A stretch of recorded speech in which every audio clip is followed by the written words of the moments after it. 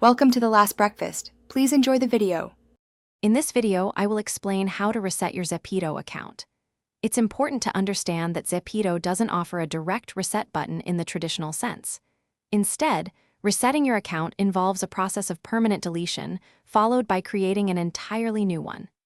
This means all your existing ZEMs, coins, items, and avatar progress will be completely and irreversibly lost. Make sure you are absolutely certain before proceeding with these steps. To begin the process of deleting your Zepeto account, first open the Zepeto application on your device.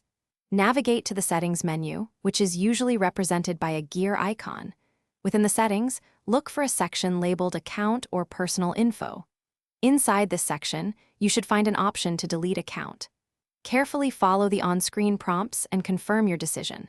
Remember, this action is permanent and cannot be undone once completed.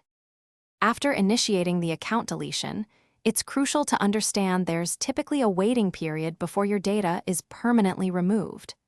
This period can vary, often ranging from 7 to 30 days, depending on Zepeto's current policies.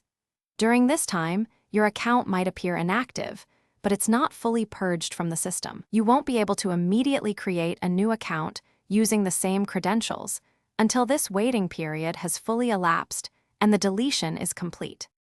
Once the waiting period has passed and your previous account is fully deleted, you can then embark on creating a brand new Zepeto experience. Simply download or reopen the Zepeto app and choose to register a new account. You can use your preferred method, whether it's an email address, phone number, or linking a social media account. This allows you to start completely fresh, designing a new avatar and collecting new items, without any ties to your former progress or purchases.